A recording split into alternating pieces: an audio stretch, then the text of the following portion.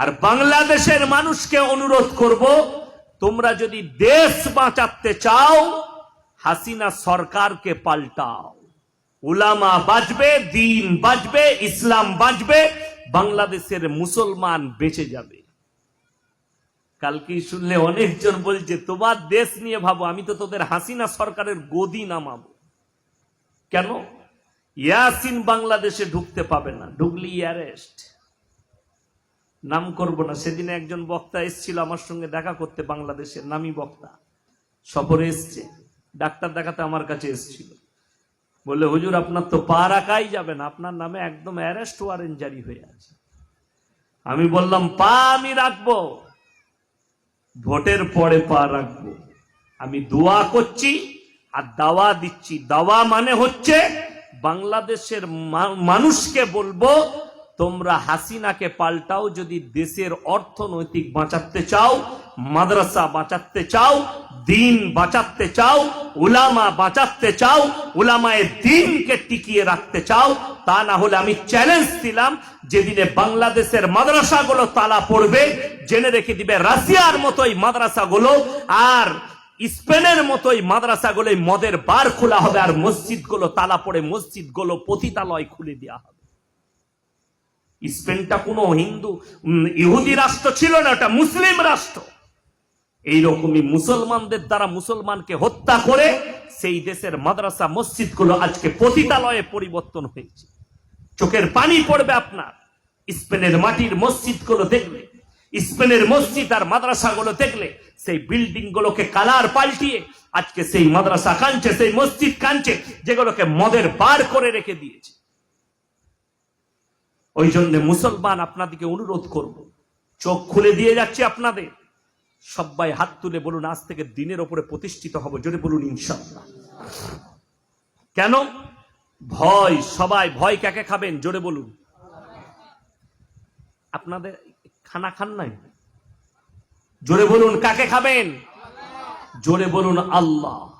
আল্লাহ ছাড়া ভয়ের পাত্র কেউ নাই। রিসপেক্ট করবেন। আমি একটা জলসায় বলেছি, আমার দেশের প্রধানমন্ত্রীকে আমি রিসপেক্ট করি, সম্মান করি, যেহেতু তিনি প্রধানমন্ত্রী, আমরা সিলেক্ট করেছি, তাই আমি সম্মান করি। কিন্তু ভয় আমি আল্লাহকে খাই।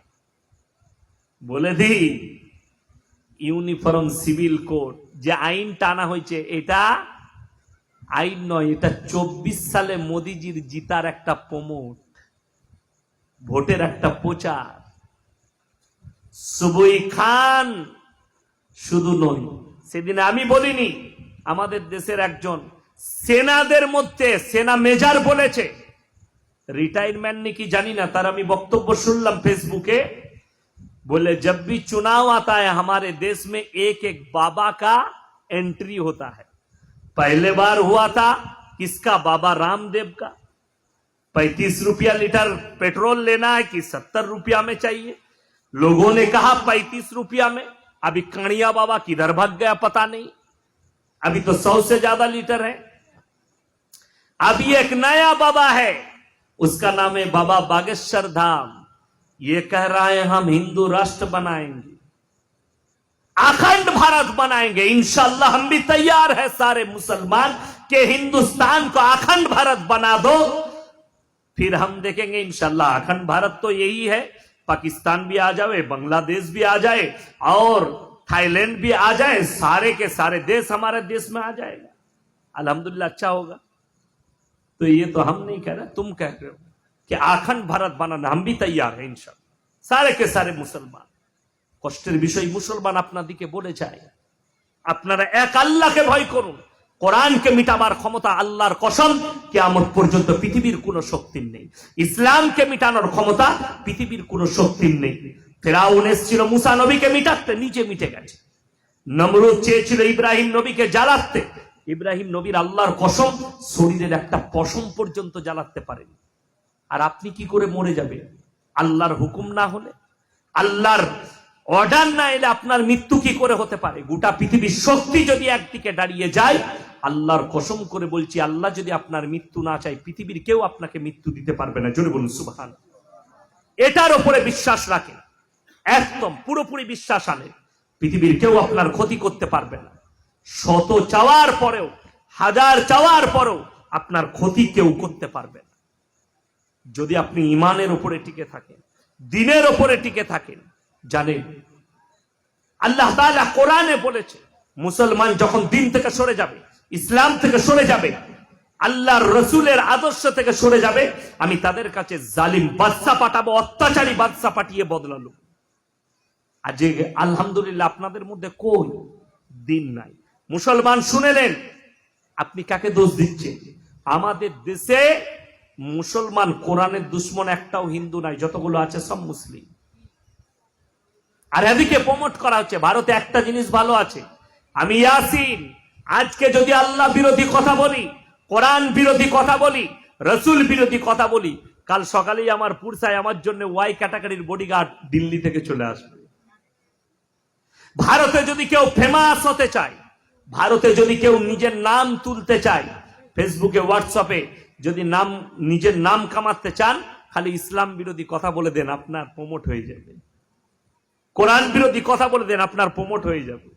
আপনারা দেখেন লকডাউনের সময় কোন মুদ্দা খুঁজে পাইনি, কি করবি কি করবি কি করবি, বলে করবি তা কর, মুসলমান খোঁজ। কোথায়? দিল্লি মার্কাজ থেকে ছড়িয়েছে, কি নিজামুদ্দিন থেকে ছড়িয়েছে করুণা। শুনেননি আপনারা কত কাণ্ড এটা নিয়ে?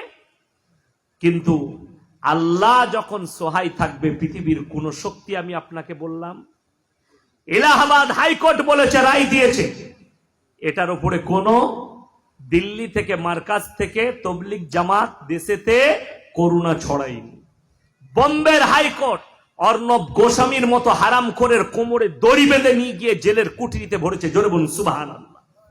সে চেয়েছিল তবলিগের যতগুলো উলামা আছে তাদেরকে ভরবো। আল্লাহ যদি পাশে থাকে, কে রুখতে পারবে?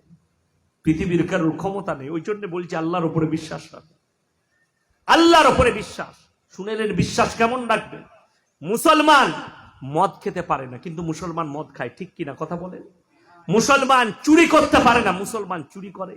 মুসলমান মিথ্যা কথা বলে, মুসলমান গাঁজা খায়, মুসলমান আফিং খায়, মুসলমান বিবির ওপর অত্যাচার করে, মুসলমান একে অপরের সঙ্গে মারামারি করে।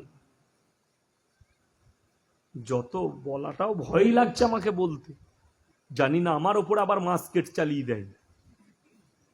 বীরভূমে গাদা মাস্কেট আছে, তাই না? ওই জন্য আমি ভয় খাচ্ছি।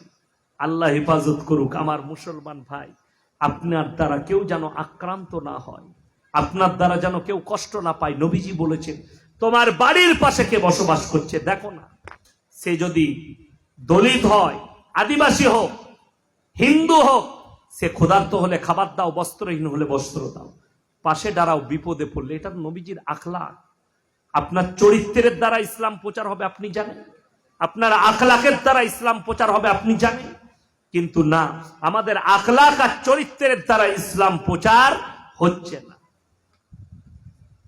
বড় কষ্টের বিষয় এটাই। কত মেহনত চলছে বলুন, জলসার মেহনত, মাদ্রাসার মেহনত, উলামাদের মেহনত, তবলিগ জামাতের মেহনত, জমিয়তের মেহনত, এত মেহনত চলছে। আমি বলে দিই, মেহনত আরো বেরুবে, মেহনত আরো বাড়বে, মুমিন খুঁজে পাওয়া মুশকিল হবে।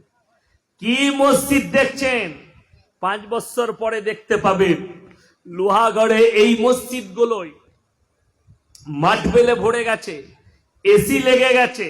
এখন তো বড় বড় এসি ওয়ালা মসজিদ হচ্ছে, হচ্ছে না হয়নি? চলুন আমার বর্ধমান জেলায় দেখবেন দামি দামি মসজিদ, মালদাতে চলুন দামি দামি মসজিদ, বড় বড় মসজিদ হবে, বড় বড় মাদ্রাসা হবে, মাদ্রাসা থেকে ইলমের বরকত তুলে নেওয়া হবে। কেন জানেন? আপনারা চাইছেন সদকার পয়সা মাদ্রাসায় দিয়ায়, জাকাতের পয়সা আপনার দরজায় নিতে আসতে হচ্ছে। আর উচিত ছিল, হাদিসে আছে, কোরআনে আছে, তোমরা জাকাতের পয়সা তার কাছে পৌঁছে দাও। আমাদের বীরভূমে, বর্ধমানে 80% লোক জাকাতের গুরুত্বই জানে না। ঠিক বলছি না ভুল বলছি? ওসরের গুরুত্বই জানে না।